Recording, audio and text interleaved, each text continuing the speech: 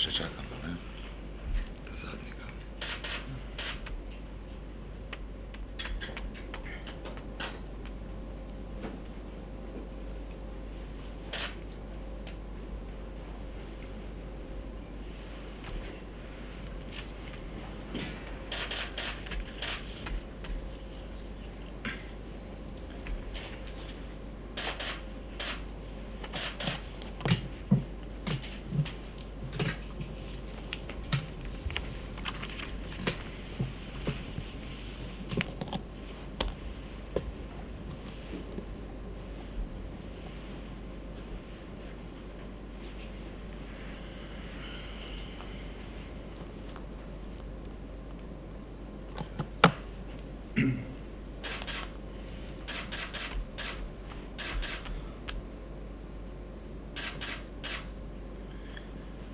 Bomo začeli, čeprav je en stol prazen, ali? Točno Morda. začetnost. Dobro. Lepo pozdravljeni vsi skupaj na okrogli mizi, ki jo je pripravil Institut Vizijo. Zdaj že sam naslov jamči, da nas čaka zanimiva razprava. Kapital je plaha ptica, ga bosta ulica in politika odgnala. Že četrt stoletja privatizacija državnega premoženja buri duhove, tako in drugače, in deli Slovenijo.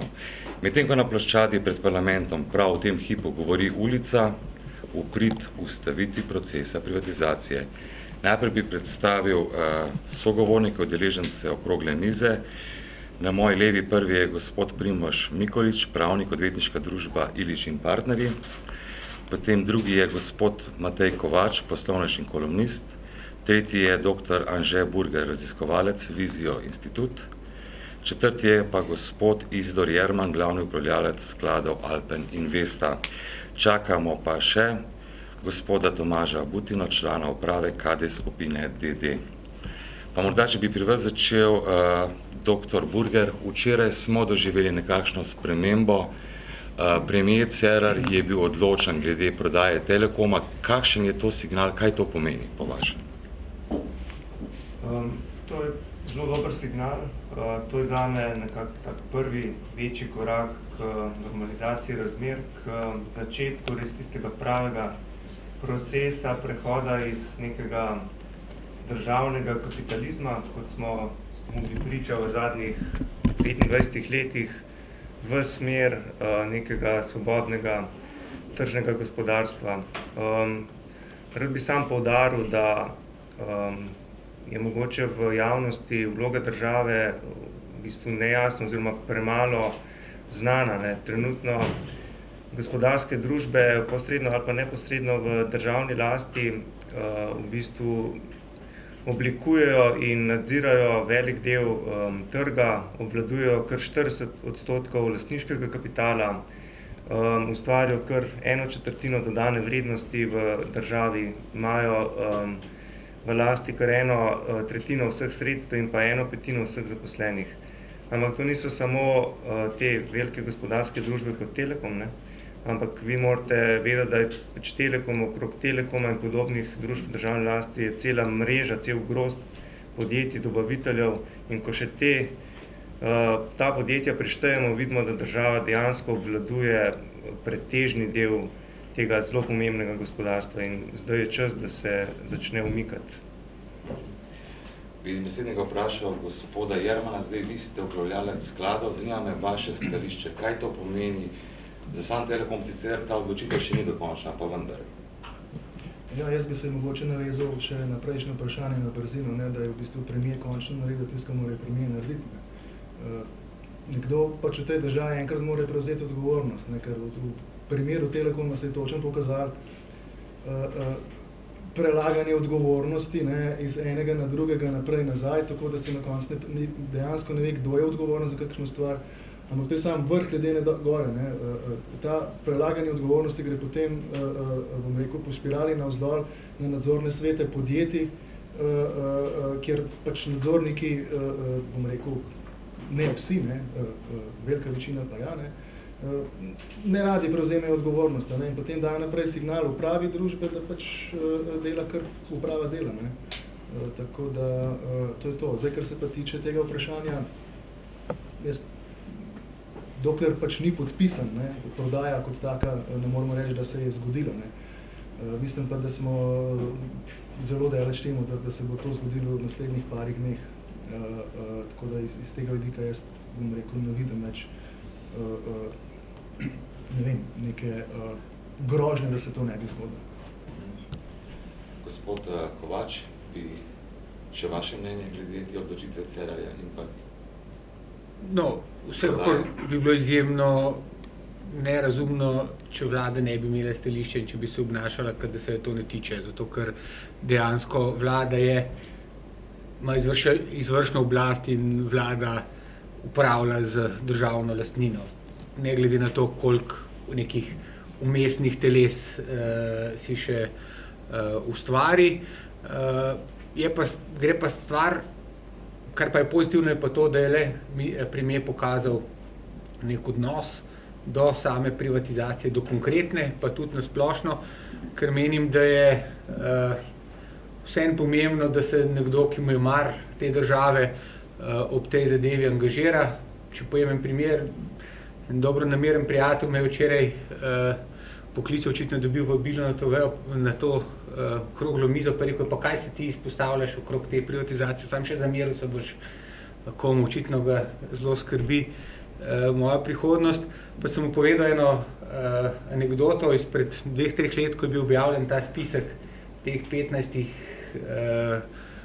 podjetij, za katere je parlament dovolil, da se privatizirajo. Jaz sem ta spisek pokazal enemu uslužbencu enega tujega premoženjskega sklada z izkušnjami v širšimi regiji, mi lepo spojasnili k vsakem podjetju, pa on to gleda, pa začne tam smejati, pa reče, pa kaj, to je še pri vas državno, pa se vi niste normalni.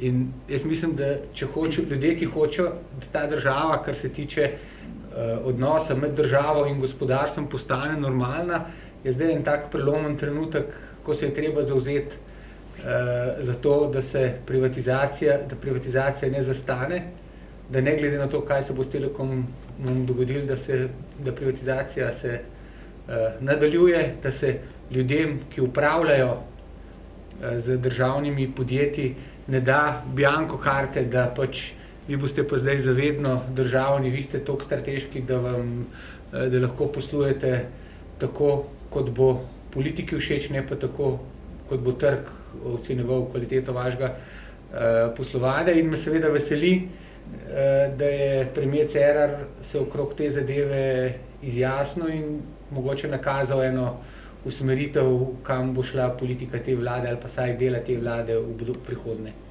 Gospod Mikolič, zanima me stališče, vi ste odvetnik.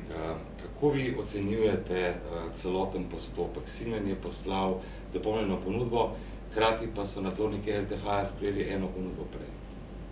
Z pravnega stališča, kaj to pomeni?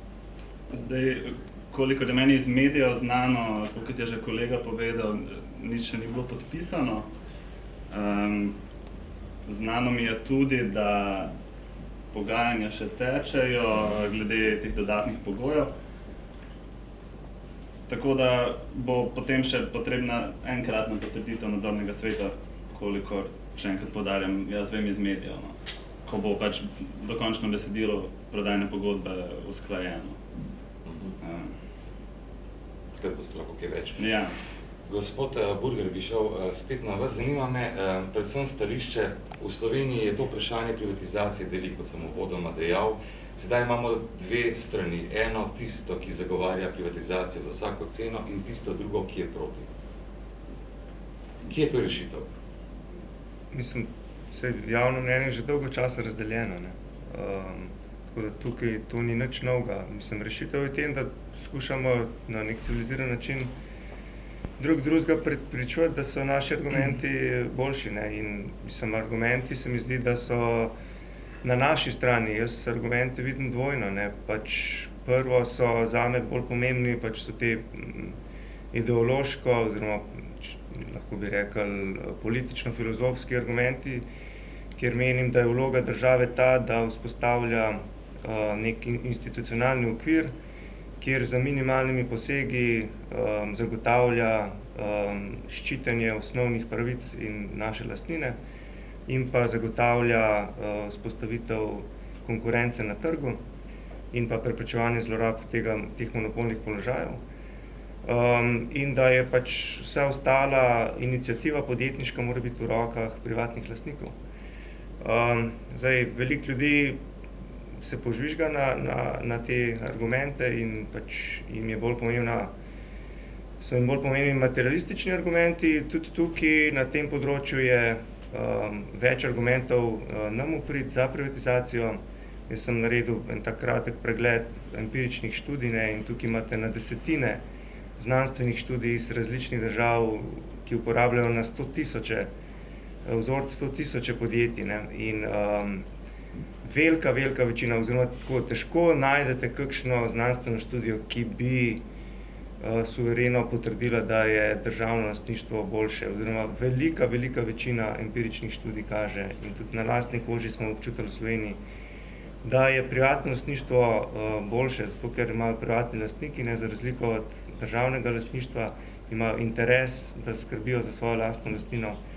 Tega se pa v življenju ne da simulirati z kakršnim-koli nadzorom, ne. Gospod Jerman, vem, da imate vi konkretne številke, koliko je Slovenija, koliko je država izgubila s tem, ko ni izvedla privatizacije? Konkretnih številk, jaz imam konkretne številke, bom rekel, samo za nekaj največjih oziroma najbolj odmevnih podjetij. Gotovo je, bom rekel, potem skupna številka, ki bi se z tega lahko, bom rekel, ven prišla, ne, to je, bom rekel, delo za eno resno študijo oziroma resno magistrsko nalogo, da se vse to skupaj izbere, ampak kakorkoli, ne. Če gremo konkretne številke gledati, Telekom Slovenije, prva ponudba, ki smo jo imeli, pa smo jo potem, dejansko ponudbo smo imeli na mizi, kot država govorim, ne. Leta 2007, mislim, da je bila po 405 na delnico, pa smo jo zavrnili, ker smo rekli, da mi pa tega ne bomo prodajali kot Slovenija, ker znamo sami boljš delati, pa več dobičkov ven pobrati iz tega našega Telekoma, ampak če bomo prodali po tej ceni, pa vse to dobili, kar je noter, je, bom rekel, izguba samo na Telekomu 1,7 milijarde evrov. Ne? To pomeni 3500 evrov na družino, na 4-člansko družino. Ne? To so velike številke. To ponudbo smo imeli na mizi. Na drugi strani v tem NLB, ki smo tudi imeli že ponudbo na mizi iz strani KBC-ja, pa smo se odločili, da bo to državna banka, je samo brez državnih garancij oziroma brez obveznic, ki jih je država izdala zdaj za bailout, ne, je ta cifra 2,6 milijarde, za NKBM 1,5 milijarde. Na Mercatorju je 730 milijonov direktne škode, po tisti prvi ponujeni ceni 221. Samo Pivovarna Laško je na račun Mercatorja izgubila 150 milijonov. Ne. A banka Celje, ne, vse te skupaj, bom rekel, teh 7 podjetij skupaj znese 7 milijard pa pol. Ne, kaj je bilo na mizi številka, ki bi jih lahko dobil. Ne. In to znese na prebivalca 3800 evrov na prebivalca. Ne. Zdaj, koliko je pa kolateralne škode, ki bi se lahko z tega dobili, iz višjih pobranih davkov, iz pobranih davkov na kapitalske dobičke in vse ostalo, to se potem samo multiplicira naprej. Ne. Tako da to so neke take osnovne številke. Pa so pa še druge, bom rekel, zadeve, bom rekel, manjše podjetje oziroma manj odmevne. Gospod Kovač, velikokrat slišimo tudi, da je ta debata o privatizaciji oziroma proti postala ideološka. Ja, se je ideološka tu. Zdaj, bi se lahko zgodilo, da bi sindikati skupaj s podporo ene parlamentarne stranke odgnali tuj kapital, tuj vlagatelje, tiste, ki so še pripravljeni vlagati v Slovenijo? No, bolj odgnati, kot je že odgnan, je zelo težko. Ne? To se pravi, zdaj Slovenija ni neka dežela investicijskih priložnosti, kjer bi ljudje pristali na letališču Jožeta Pučnika in prišli iskat posel sem. Ne. To se pravi, že za te vlaganja ali pa te privatizacije, ki so v teku, se je potrebno potruditi, se je potrebno angažirati, da se najde kupca, pa še to se doseže s polovičnim uspehom, kot smo videli zdaj pri teh zadnjih privatizacijah. Tako da kaj dosti škode dodatne se po mojem ne da več narediti, tudi zaradi tega, ker smo le v Evropski uniji, ker le obstojajo neki predpisi glede državnih pomoči, glede varovanja konkurence, glede vloge države v gospodarstvu. In tukaj, če se navežemo tisto, kako to presekati, ali to razdeljenost, ali kaj takega, jaz mislim, da stvar, ki pa ni ideološka, ne, je pa zelo praktična, je pač, da se to preseka takrat, ko se bo od politike terjala odgovornost za slabo ali pa tudi dobro poslovanje podjetij v državni lasti. Ne glede na to, koliko nekih strokovnih nadzornih svetov in uprav postavljajo, treba je očitno izpostaviti, da podjetje, ki je v večinski državni lasti, ali pa podjetje, kjer ima država kontrolo v skupščini, da to podjetje je državno in da za poslovanje tega podjetja nosi polno odgovornost vladajoča koalicija s predsednikom vlade na čelu. To lahko obračajo, kakorkoli zamotavajo, ampak to so dejstva, in ko bojo davkoplačevalci to začeli terjati, mislim, da bo motiv politike vsaj malo bolj uravnotežen. Se pravi, na neki strani so neke klientelistične koristi, ki se lahko dobijo strani podjetij v državni lasti, ampak na drugi strani so pa povezana tudi tveganja s tem, da podjetje, za katerega si odgovorno, če seveda volivci to odgovornost terjajo, posluje slabo in se ti potem kdaj kasneje računi stavi na volitvah. Če pa tega ne bo, če pa volivci tega ne bodo naredili, potem sem pa precej pesimist in tudi taka občasne izjave premierja ne bodo kaj dosti pomagale. Gospod Burger, zanima me še vaš pogled, kaj lahko ti protestniki na ulici dosežejo? Lahko odženejo potencialne investitorje, danes bodo prav v tem trenutku zahtevajo, da se prodaja Telekoma ustavi, čeprav so včeraj nadzorniki SDH odločili drugače. Ne, jaz mislim, da tega ne morejo narediti. Tudi mislim, da ne morejo preprečiti nadaljevanja privatizacije vsaj teh 13 podjetij, ki so še na spisku. Se pa potrebno zavedati dvojega, da imamo v bistvu teh podjetij po zadnjih podatkih jih je preko 640. Se pravi, mi imamo ogromno število podjetij, sicer potem so manjša, ampak ogromno število podjetij, ki so še vedno v državni posredni ali pa neposredni lasti. Druga stvar je pa ta, da pač smo v času od začetka krize naprej naredili par korakov nazaj, v bistvu, kar se tiče vloge države v gospodarstvu. Mi smo privatizirali s privatizacijo oziroma dokapitalizacijo bank, spet prevzeli lastništvo, vložili več kot 3,5 milijarde evrov, prenesli ne vem koliko sredstev tudi na DUTB, na slabo banko, tako da v bistvu se je vloga države v tej krizi še povečala, tako da v bistvu bomo mogli še kar nekaj Telekomov prodati, da bomo sploh prišli na stanje pred krizo. Tako da jaz se ne bojim, da bi uspeli ta proces saj teh 13 podjetij ustaviti, se pa bojim, da imamo še ogromno dela pred sabo, še ogromno podjetij. Zdaj, gospod Jerman, vi ste sodelovali kar pri nekaj teh prodajah podjetij, seveda kot upravljalec skladov, pa me zanima, kaj ti signali pomenijo za tuje vlagatelje? Politika je najprej želela privatizirati, potem malo ne, potem spet da, sedaj je Cerar odločen, vsaj v primeru Telekoma. Kaj ti signali pomenijo konkretno za tuje vlagatelje? To vidimo konkretno na Telekomu. Bom rekel, na eni strani imamo privatizacijo aerodroma, kjer je potekalo privatizacija tako, kot mora potekati, to se pravi brez nekega velikega vmešavanja politike v sam proces. Na koncu smo imeli konkurenčne ponudbe, ne? Dobili smo ceno, bom rekel, še danes mi ni jasen, točen, kakšne plane ima Fraport, da je tako ceno plačal za aerodrom. Ne? Na drugi strani imamo pa Telekom, kjer smo lansko leto, mislim, da ravno nekaj takle čas, oziroma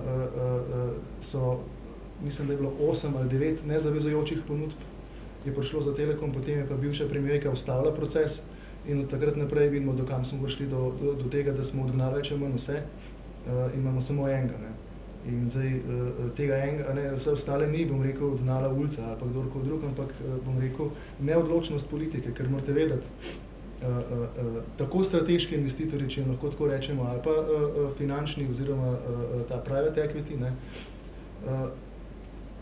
oni vsi iščejo naložbeno priložnost. Ne. In zdaj, če ti na začetku postaviš neke pogoje, potem jih pa kršiš, ne, za marsikoga je to signal, ok, jaz bom šel pač nekaj božjega drugam poiskati. In točno to se je tukaj zgodilo.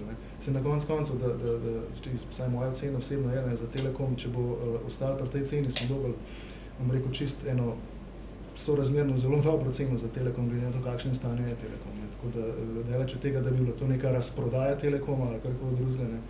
In je popolnoma primerljivo s transakcijami, ki so se dogajale, bom rekel, predvsem v Evropi, bom rekel, v zadnjih časih. Kakšen je pravni vidik tega spreminjanja odločitev? V zvezi s Telekomom? V zvezi s Telekomom pa tudi sicer s privatizacijo, malo da, malo ne. Z pravnega vidika bi tu težko kaj komentiral, ker dokler ni nekaj dogovorjeno, težko. Dobro. Če jaz lahko iz izkušenj, bom rekel, praven vidik je v tem primeru najlažji. Ne. Bom rekel, če je volja na eni strani, volja na drugi strani, se potem pravniki med sabo usedejo pa se zmenijo, tako da je prav za vse. Ne. Tako da to je stvar, bom rekel, včasih je to stvar lahko 1 ure ali pa 2 ure. Tako da to je to, ne. Tako da tle ni nekih večjih težav zaenkrat pri tem ne vidim. Še eno idejo smo slišali gospod Kovač v zadnjih dneh, in sicer, da bi lahko za Telekom iztržili več. Sedaj bomo nekaj dobili za delnico okrog 130 evrov plus minus nekaj evrov. Slišimo tudi ideje, da če bi bila Slovenija bolj vztrajna, da bi lahko v tem trenutku, v danih okoliščinah, dosegla ceno 220 evrov. Ja, ko sem te vehementne trditve poslušal, se mi nekako odkrilo, jaz sem skozi sprašal, kako nam je uspelo naštepati tako veliko bančno luknjo, ne. Kakšna mentaliteta v zadnji, ki sej fališ za faktor, projekt investicijski zgrešiš za faktor 2, ne. Ampak bančna luknja, tam so noter projekti pristali, kjer je na koncu bilo premoženja, ko je šlo zadeva v stečaj, pa naslava banko za 10 ali pa še manj vrednosti, ne. In očitno ta mentaliteta teh tovarišev, ki zdaj vpijajo, koliko je vreden Telekom, je bila očitno doma tudi v številnih bankah, ki so vedeli, koliko veliko so različni projekti vredni in so na to optimistično vrednost teh projektov bankirji tudi dajali posojila, ne. Tako da tam je bilo še lažje, ker bil je tuj denar, denarja je bilo dovolj, ne. Ampak pri nas, zdaj naprimer ravno konkretno za Telekom, ne, se operira z tem multiplikatorjem EBITDA-ja, ki je tak pa tak, ne, ampak vsi pozabljajo, da se potem ta znesek, prvič, če sam multiplikator se določi glede na tveganost posameznega trga, potem se pa naredijo še popravki za neto dolg, pa za različne naslednja tveganja in pri nas so tveganja kar velika, veste, pri nas lahko čez 3 leta oblast eno revolucionarno bratstvo ali Syriza prevzame in vprašanje, kakšne zaslužke bo imel potem en premoženjski sklad s Telekomom. Mogoče bi sam še par stvari dodal tukaj. glede finančnega poslovanja pa temu posledično nizke cene. Ne. Pač primerljivo podjetje Slovaški Telekom, ne, za praktično identično prodajo, to je 765 milijonov evrov lansko leto, ne, ima kar 800 manj zaposlenih, ne. Prosti denarni tok je v Telekomu 170 milijonov, medtem ko je tam skoraj še enkrat večji, 311 milijonov. In tudi dobiček iz poslovanja EBIT je v Telekomu samo 11 milijonov, medtem ko je v Slovaškem Telekomu 69 milijonov. Tako da cena odraža dejansko stanje, finančno stanje Telekoma. Ne. In pa seveda še, kot je kolega rekel, vsa tveganja povezana s tem. Ne. V tem trenutku se nam je pridružil tudi gospod Tomaž Butina, član uprave KD skupine DD. Upravnega odbora KD skupine. Se opravičujem. Zanima me še vaš pogled. Prav v tem trenutku potekajo protesti proti privatizaciji. Kaj se bo zgodilo po vašem? Ja, to bi rekel z šlogerstvom, se sicer nisem nikoli ukvarjal, ne? Pa tudi nisem pristranski in potem nisem nepristranski in tako človek potem vedno navija za tisti razplet, ki bi ga sam rad videl, ne. Jaz upam in po mojem mnenju to tudi dobro Slovenije nasplošno, ne, da bo ta postopek speljan do konca, ne. Tako kot mislim, da koliko ne vsi upamo, ne. Ker je res mogoče, da nekateri pravijo, da je cena nizka, pa to, da vse to so že drugi prej o tem razpravljali, pa cena je tudi vedno nižja in tako naprej, ampak malo je tudi vprašanje naše resnosti, a ne, saj čas za razpravo bi prodali, ne bi prodali, bil že prej, a ne. Zdaj pa, ko se pa zadeva zalaufa, si pa pač tudi neresen čez zadeve, če ne odpelješ do konca, ne. Tudi iz tega vidika. Gospod Burger, eden od argumentov nasprotnikov je, da bi lahko prišlo v teh podjetjih, ki bi prišli v last tujcev, do odpuščanj in pa do odtekanj dobičkov. Kaj bi jim vi odgovorili? Mislim, če poznate vsaj osnovne principe ekonomije, ne, je odgovor na vprašanje, zakaj smo tako bogati, 30krat bogatejši kot pred 200 leti nazaj, ravno zaradi tega. Ker smo pustili, da preko tržnih mehanizmov se ljudje prezaposlujejo iz manj učinkovitih delovnih mest v bolj učinkovita delovna mesta. Tako da prezaposlovanje delavcev je sicer seveda boleča, kratkotrajno boleča stvar, sploh za tistega, ki izgubi službo, ampak na dolgi rok je pa to edini mehanizem, ki lahko privede do bolj bogate, bolj napredne družbe. Tako da odpuščanje sploh v tako neučinkovitih sistemih, ne, kot je Telekom, recimo, je nažalost nujno, ne. Ampak ti ljudje bodo dobili priložnost na trgu, da poiščejo nove zaposlitve, ki bodo bolje plačane, in obstoječi zaposleni, ki bodo obdržali službe v Telekomu, bodo zaradi večje produktivnosti lahko prejemali višje plače, ne. Brez nekih kratkoročnih sprememb pa žal ni napredka, ne. Gospod Jerman, govorimo o ulici in o politiki. Zanima me, zakaj del politike nasprotuje privatizaciji. Velikokrat smo slišali tisto, da so ta podjetja odlagališča kadrov, tudi izčrpavanju. Zdaj, težko odgovorim točno, kakšni politiki mislijo. Vemo, da politika je, ne, politiki se vse mogoče lahko zgodi, ne. Smo videli že menjanje, bom rekel, stališč iz dneva v dan, tako da mislim, da pač politiki nekterim paše tako, nekterim paše drugače, tako da bi se pa vrnil tle, ne, kaj je problem, ne, ko smo začeli na začetku govoriti o odgovornosti, ne. Zato pa imamo vlado, pa predsednika vlade, premierja, pa vse te, pa ministre, da prevzamejo odgovornost, da oni povejo, kaj in kako bo, ne. Kaj oni vidijo, tako kot je gospod na moji desni rekel, ne. Oni morajo povedati, ne. Oni so bili izvoljeni, oni so sestavili vlado, zdaj pa povejte, kako bo, ker lastnik pomeni biti odgovoren, ne. To je bistvo vsega skupaj, ne. In tle je ta, zakaj privatizacija, ne. Saj jaz tako vidim to zgodbo, ne. Zdaj smo na Telekomu smo točno videli, kako odločanje poteka, ne. to je neskončno, enih sestankov, neskončnega prelaganja odgovornosti za enega na drugega. Ne? Na drugi strani imamo pa, če gledamo multinacionalke svetovne oziroma uspešna podjetja, ne? Ki so v privatni lasti, ne? Oziroma so bila ustanovljena bom rekel, v garažah, recimo, ne vem, Apple, kakorkoli, Google, Microsoft, vse te ali pa kjerkoli druge. Ne? Tam je, bom rekel, čas odločanja je bistveno hitrejši pa prilagajanje. Ne? Pri nas se politiki zmenijo med sabo, kaj bo zdaj nek Telekom delal, recimo na koncu, ker mora nadzoren svet potrditi pa dati mandat upravi Telekoma.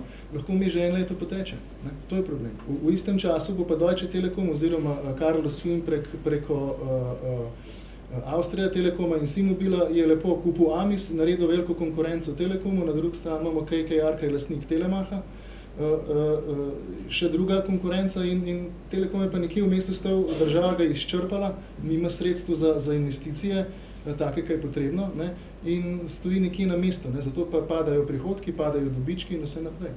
In zato pa pa ne samo Telekom, kjerkoli druga firma, predvsem lastnike, ki vejo, kaj hoče.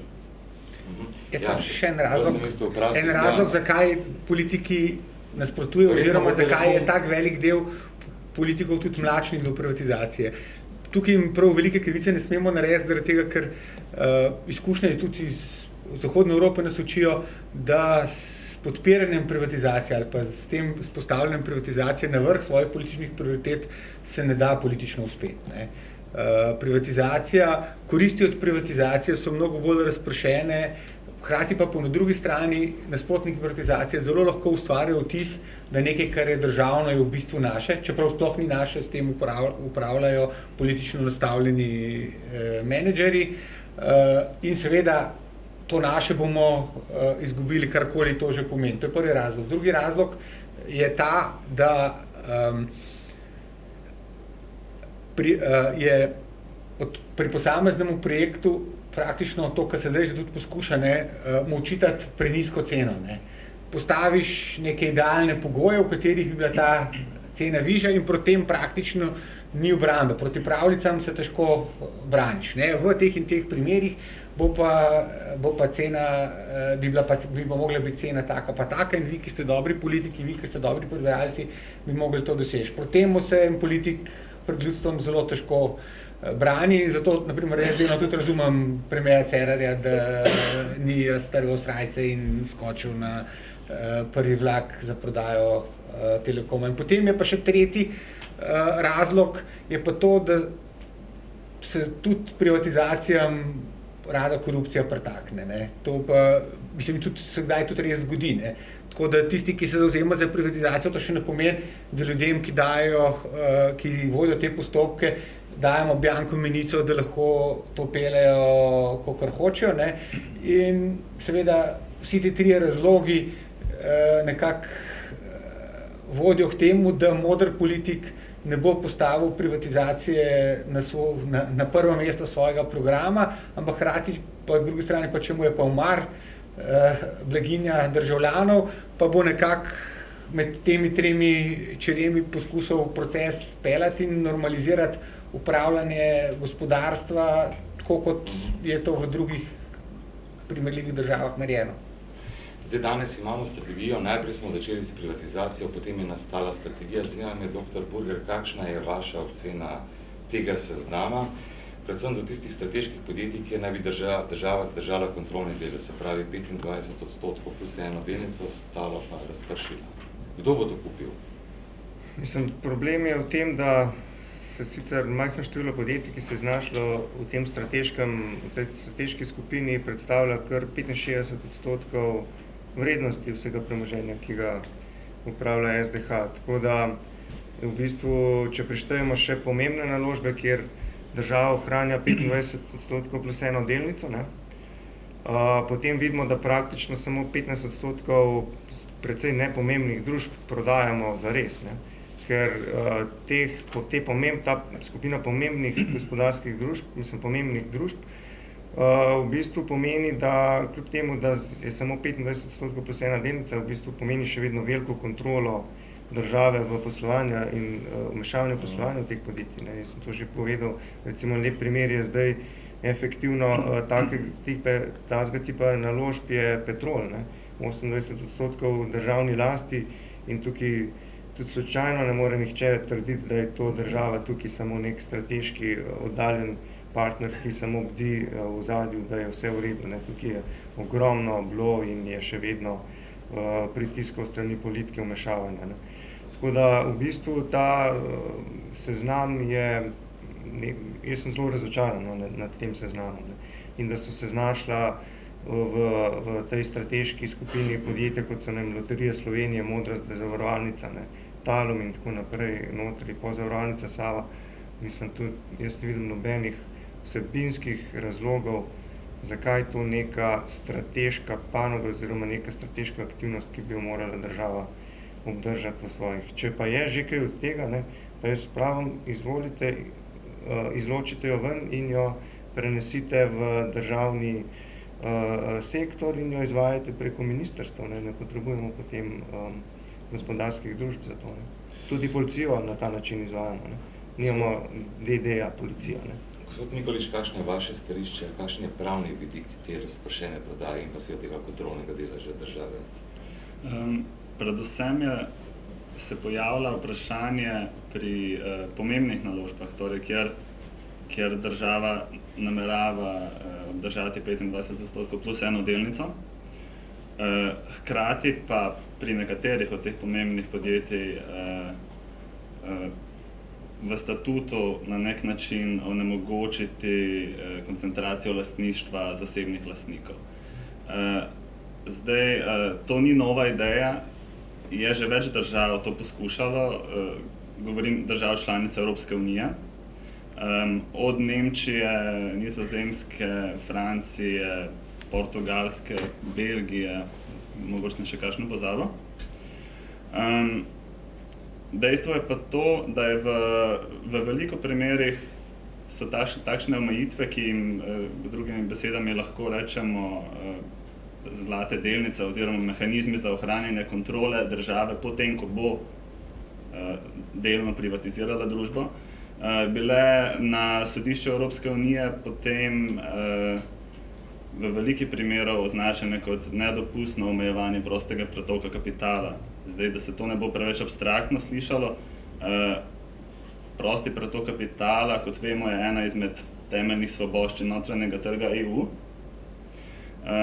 Sodišče Evropske unije je pa na temelju tega, da temeljna pogodba Evropske unije prepoveduje kakršnokoli omejevanje prostega pretoka kapitala, potem razvilo prakso, da in šlo pri tem zelo daleč in sicer pravi, da kakršenkoli ukrep države, ki do neke mere dela naložbe v podjetja v teh državah manj interesentne, manj zanimive za potencialne vlagatelje, kakršenkoli ukrep države, torej, ki je tak, omejuje prosti pretok kapitala in je dovoljen zgolj v točno določenih primerih, to so pač izjeme, torej prepoved ni absolutna, izjeme so dovoljene, vendar je pa sodišče pri tem zelo strogo presojalo te izjeme. Do sedaj, kolikor je meni znano, je samo Belgija, ta primer iz leta 2002, uspela dejansko utemeljiti na podlagi zagotavljanja sledenja javnemu interesu takšno omejitev prostega pretoka kapitala, šlo je pa za energetsko družbo. Ja, tako da nisem pa zasledil v strategiji nič v tej smeri oziroma nobenih argumentov, zakaj bi takšno omejevanje bilo potrebno, razen nekega splošnega javnega interesa. Takšne splošne argumente, nacionalni javni interes je pa sodišče kar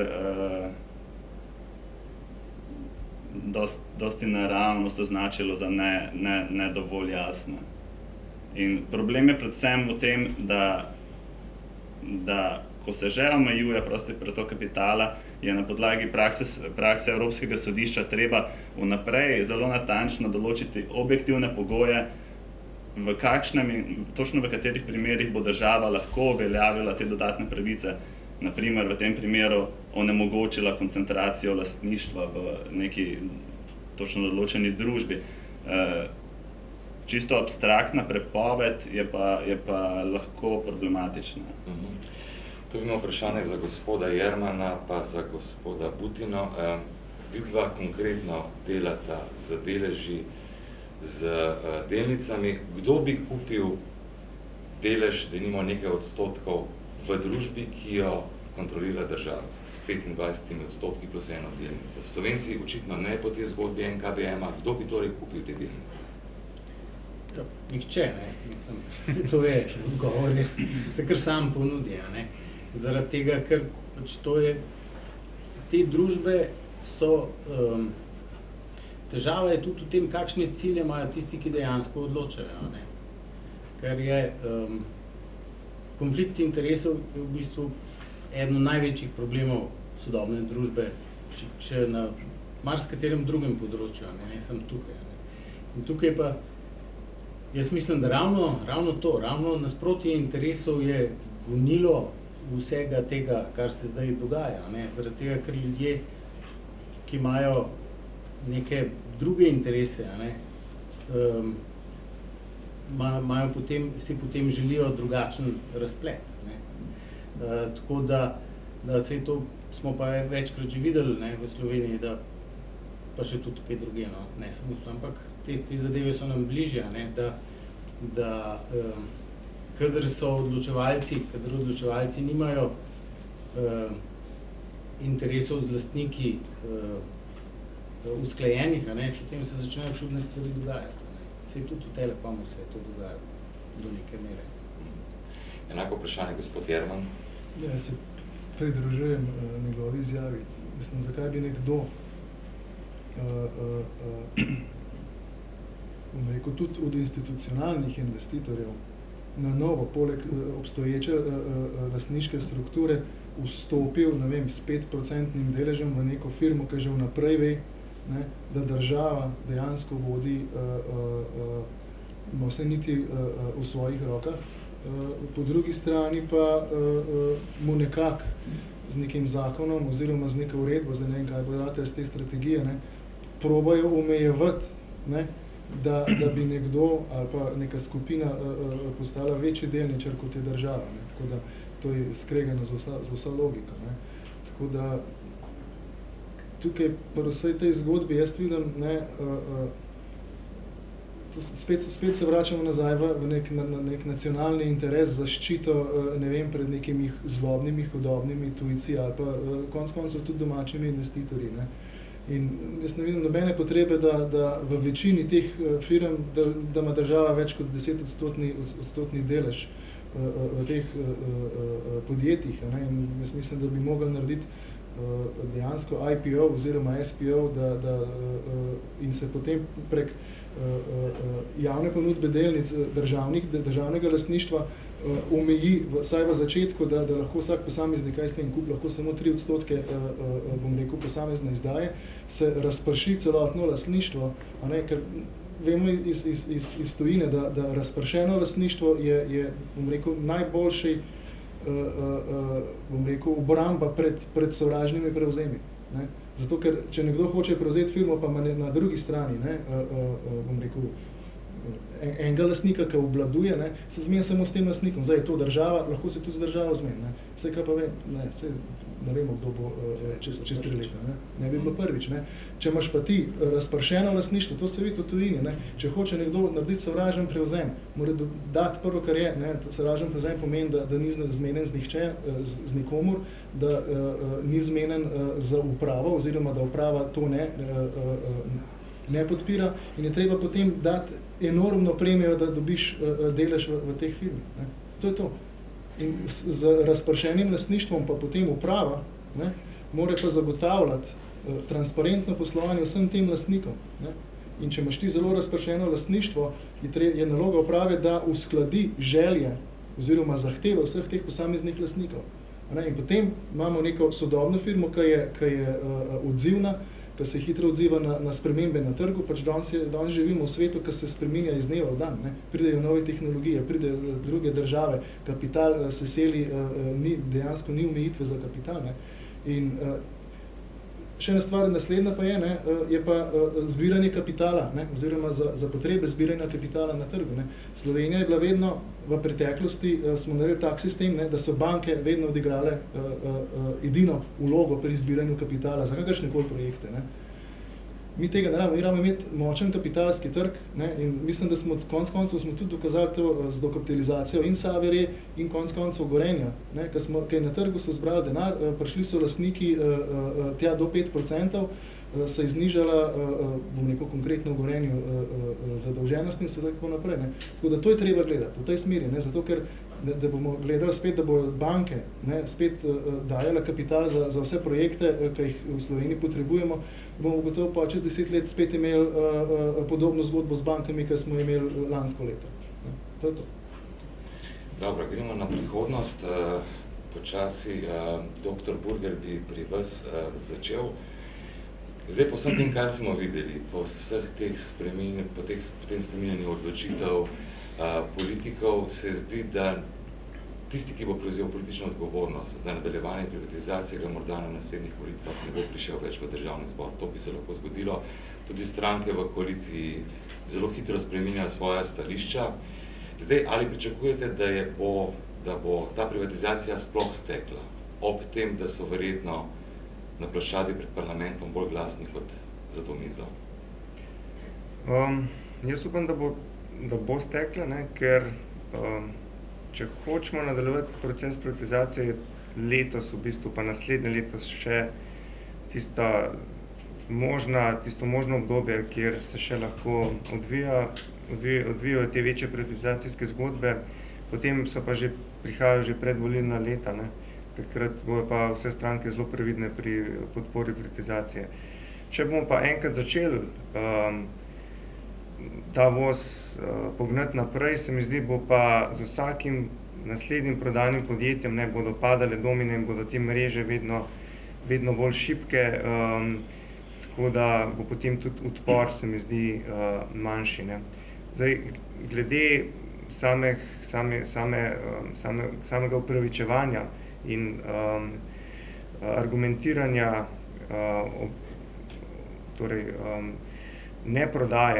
ne privatizacije, ne v smislu strateškosti naložb, ne. Tukaj velja omeniti en lep primer Avstrije, zadnjič smo bili tudi na podobni okrogli mizi, ne. Alpska država že vrsto let najboljša v smučanju in sigurno je smučarska panoga, izdelava smuč njena strateška panoga, ampak od vseh teh močnih proizvajalcev smuč, Atomic, Fisher, Kessler, Kneissl, Blizzard in tako naprej, ne, ima Avstrija samo eno družbo še v svoji avstrijski lasti, vse ostalo so to tuji lastniki, ne. Tako da tukaj vidimo na lepem primeru, da kljub temu je to še vedno močna panoga, še vedno uspešna panoga in tudi slučajno ni nujno, ni predpogoj, da je domače lastništvo, da panoga uspeva, ne. Gospod Kovac, se bomo z vsakim podjetjem z tega seznama toliko ukvarjali kot s Telekomom, ali bo kaj drugače pri drugih? Z vsakim kot Telekomom ne, ker Telekom je le neko posebno podjetje, politikom posebej milo. Tako da, kar se tega tiče, ne, mislim pa, da je precej odvisno od tega, kako se bo zdaj ta zgodba s Telekomom razpletla. Če se bo zgodil bolj verjeten scenarij, to se pravi, da bo Telekom prodan, potem menim, da bo v tem prehodnem času, sicer ne zaradi kakšnega velikega angažmaja za privatizacijo, ampak preprosto zaradi tega, ker so postopki za veliko teh podjetij iz tega spiska že stekli, za nekatera podjetja obstaja resen interes in pač se bo ta inercija pustila, da se bodo postopki zaključili, verjetno kakšen od njih tudi z uspešno prodajo. Kaj več od tega pa mislim, da se ne bo zgodilo. V drugem, manj verjetnem scenariju je pa, če v bistvu zdaj Sinven odstopi od tega nakupa, potem pa mislim, da bo tudi teh nadaljnih privatizacij, ki so že v pipelineu, bo marsikdo potegnil zavoro, tako na strani kupcev in pa tudi, veste, na strani uradništva. Ljudje se ne marajo biti poraženci v naslednjih postopkih, ne. Zdaj, mislim, tukaj je precej emocij zraven, mediji so svoje dodali, ne, in ko bo konec tega Telekomove sage, bo mediji ene razglasili za zmagovalce, ene pa za poražence. Čeprav nobeni ne bojo ne zmagovalci, ne poražence, ker še en čas ne bo jasno, kakšen bo razplet te zgodbe s Telekomom, ker pač Siemens mora pol, če je kupi, začeti to upravljati in iz svoje investicijske načrte izpeljati, oziroma država, če pač privatizacija ne uspe, bo mogla tudi najti nek rezervni scenarij, kaj narediti in daleč od tega, da bo imel kdo kakšno priliko za kakšen triumf zganjati. Gospod Jerman, gospod Butina, še vajina pričakovanja me zanimajo, sploh tudi zanimivost, ne, v senci Telekoma se je zgodila nekaj privatizacij, sicer nekoliko drugačne zgodbe, ampak vendar, na hitro so se zgodile.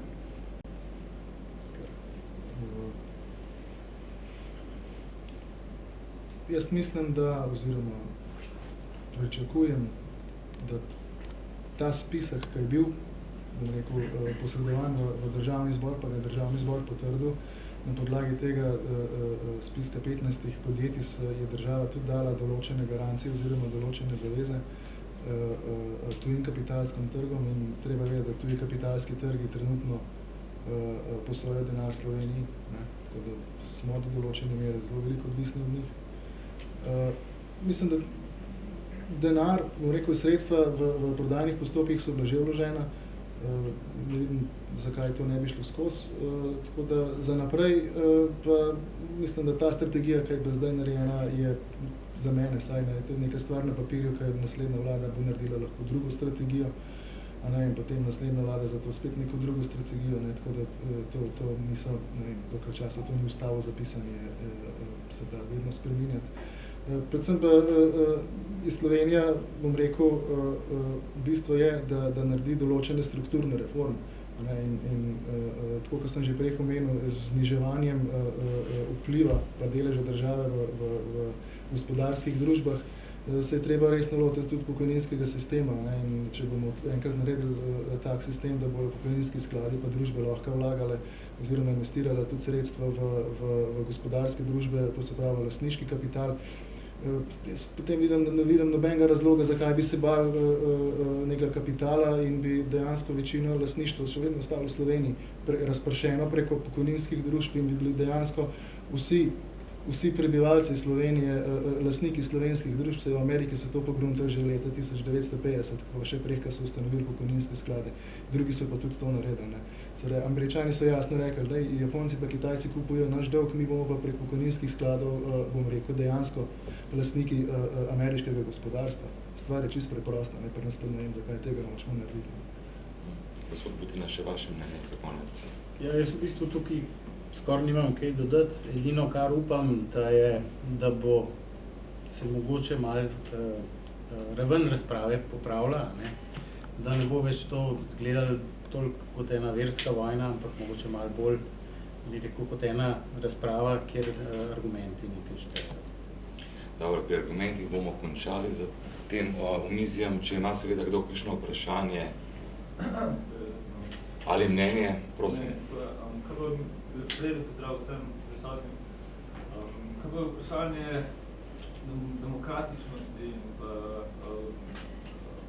legitimnosti, legalnosti vlade nekako povsem zanemarila 2 milijona prebivalcev, oziroma ni v tem vprašanju privatizacije razpisala referenduma, kot bi se za neko demokratično državo spodobila in tukaj povsem zanemarila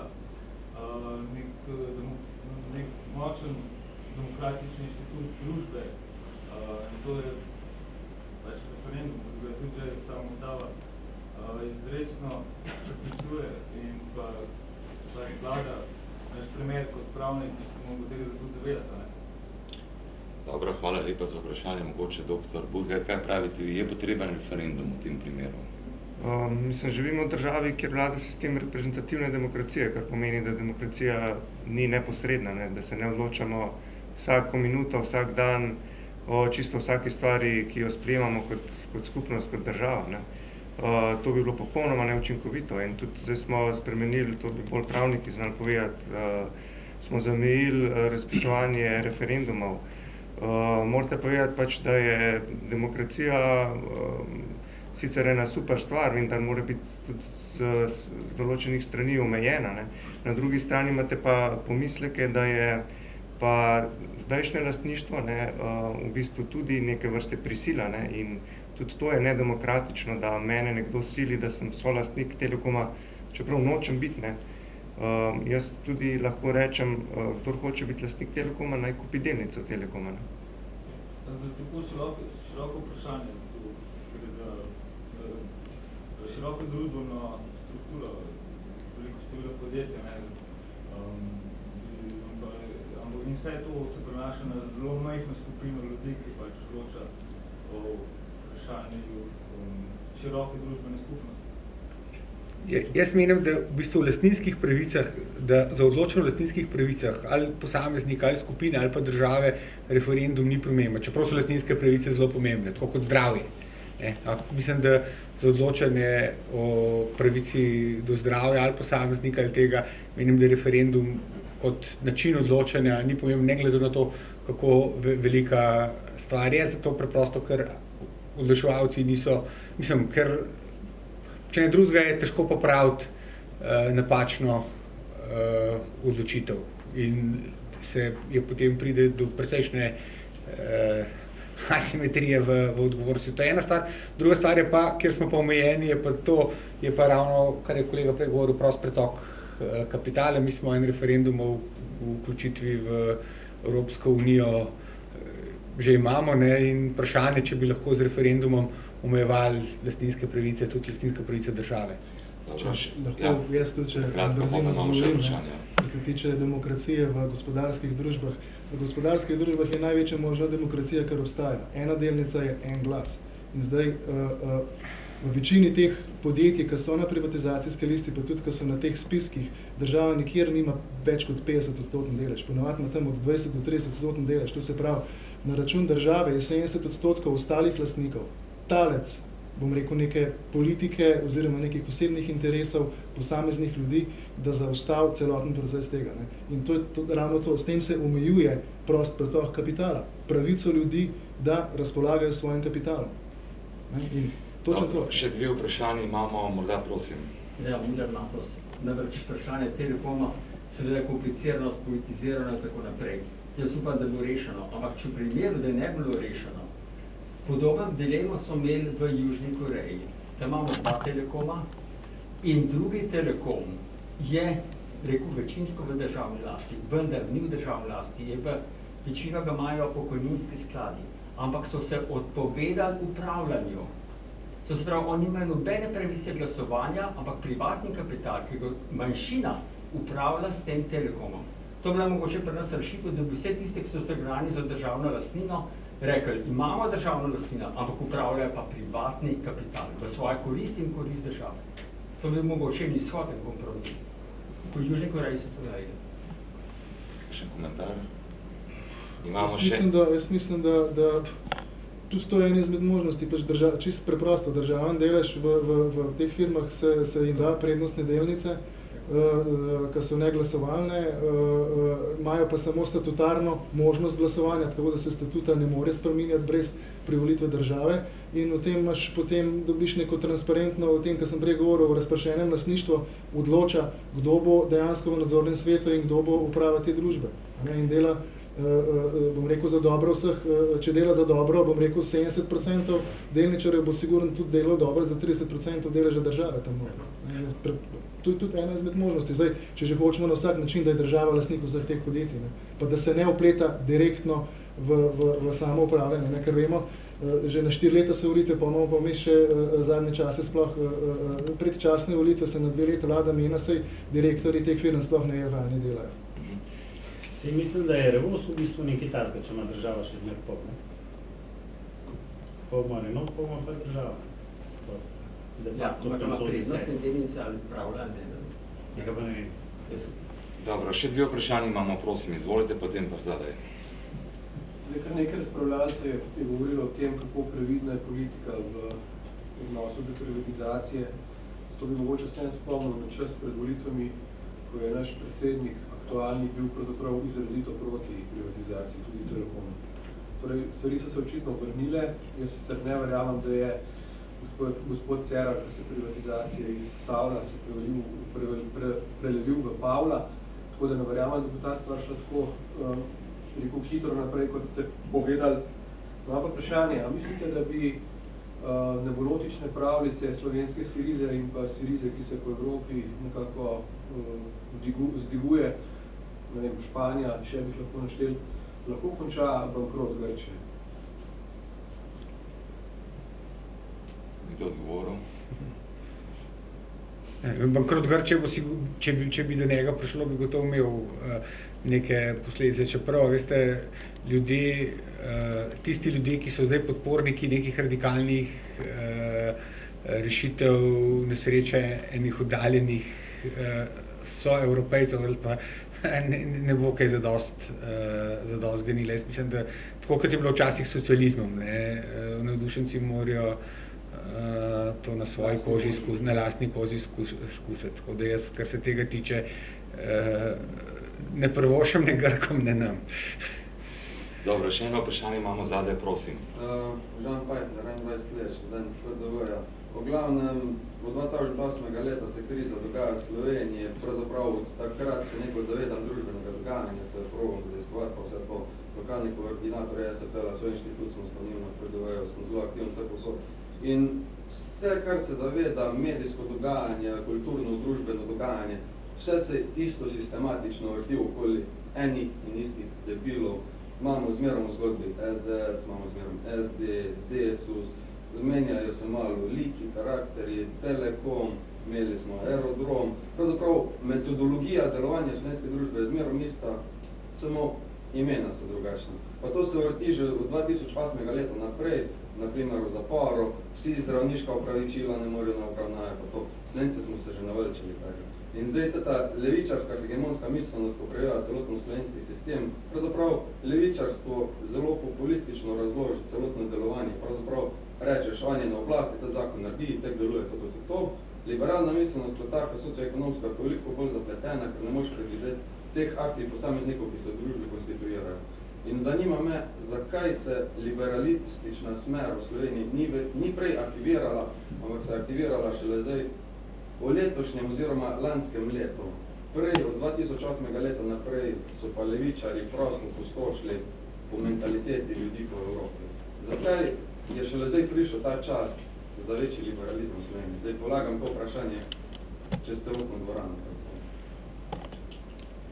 Bi kdo odgovoril, mislim, da to vprašanje malo presega to temo omizja, ampak če bi kdo kaj dodal, prosim. No, jaz znam smer dovoliti, kaj. Jaz mislim, ena diagnoza, ki se mi zdi, da ni v redu, da je zdaj od leta 2008, ki je drugač. V bistvu vsaj ta nagnjenost k paternalizmu, to so desetletja in desetletja. In preprosto tudi ne bi trdil, da, težko rekel, da priložnosti za liberalizem so šele nekaj, kar je tako nedavno. Mislim, jaz sem se s Hayekom seznanil preko prevodov kasnejših vidnih članov LDS-a. Tako da to, mislim, dejstvo je, da prav liberalne, klasično liberalne, pa tudi progresivno liberalne stranke nekje so redko vodilne v Evropi, tudi tam, kjer imajo daljšo tradicijo meščanskega liberalizma. In pač stvar je taka, rodil ste se kot Slovenci in znotraj tega si boste mogli ali pa si bomo mogli svoj prostorček poiskati. In kakšnih velikih premikov ne bo, kar pa je zdaj prednost, glede preteklosti, pa je, da mediji, dostopnost tehnologij, naredi majhne skupine ljudi mnogo bolj učinkovite, mnogo lažje se poveže. Mislim, če zdaj rečem eno tako radikalno, ne, Osama bin Laden nikoli ne bi mogel takega sranja narediti s tehnologijo izpred 30 let. Ne. In tudi marsikaj dobrega se da z današnjo tehnologijo narediti, zato ker se manjše število pametnih ljudi lahko poveže. Zato mogoče pa zdaj izgleda, da v tem času se pa res več doseže. Če bi, ne vem, v 90-ih letih ne, bila ena takale tiskovna konferenca, ne bilo nobene kamere, nobenega fotoaparata, mogoče ena ali pa dva novinarja bi prišla, pa še vprašanje, če bi bilo v časopisu dosti prostora, da bi se o tem, kaj se govori, objavili. Kar se tega tiče, pa smo lahko zmerni optimisti. Zdaj, tule bi bolj na dr. Burgerja apeliral, zato ker se mi zdi, da je gospod Burger predstavnik neke nove generacije FDO-jevskih profesorjev, ker ko se po predmetniku premikam, točno vidim, kakva mentaliteta se pretaka. In me zelo všeč med mladimi profesorjemi, kaj se dogaja, pa mogoče se mi zdi, kako vi opažate liberalne premike v Sloveniji? Mislim, da pač so pogojeni z nekimi fundamenti, ki so se v preteklosti začeli malo spreminjati. Na eni strani je bilo vedno več tudi privatne iniciative, vedno več tudi privatnih podjetij, se pravi ljudje, tisti, ki so vstopali na trg kot podjetniki, so v bistvu na lastni koži občutili, kako težko je delovati znotraj tako rigidnega sistema, kot je Slovenija. Druga stvar je tudi dejansko, da se je medijski prostor, kot je že kolega Kovač povedal, se je začel dejansko odpirati, mečkam se ta monoblok zdaj počasi razkraja, tako da imamo tudi kontraargumente z drugih strani. Tako da počasi bo zdaj v ta politični diskurs začel prihajati tudi pač ta boj idej, ne samo umetni diskurs, kot so ga peljale politične stranke v preteklosti, ne vem, levi, desni, partizani, domobranci. V bistvu so pa vsi nekako bili zadovoljni z koriti, ki so se jih prigrabili v tem državnem kapitalizmu. Tako da zdaj upam, da se bo začele stvari spreminjati na bolje. Je pa dejstvo, da je pač liberalizem najtežje od vseh stvari zagovarjati, ker je najbolj kontraintuitiven. Pri socializmu se vedno lahko na sočutje zagovarjaš, pri konzervatizmu, desni politiki se vedno lahko zagovarjaš na neko tradicijo, na religijo, medtem ko klasični liberalci imamo problem z obema in je to pač pozicija, ki jo je najtežje zagovarjati, ker je bolj razumska, manj emocionalna.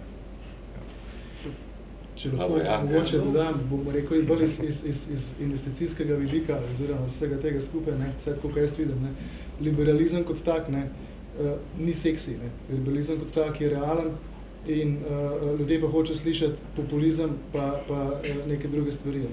Potem se pa kjerkoli leva, desna stran pride na vlado, se pa dejansko, ko se stavlja prvi proračun, pa zelo hiter, bom rekel, sooč z liberalizmom oziroma z neko realnostjo, kaj ga čaka.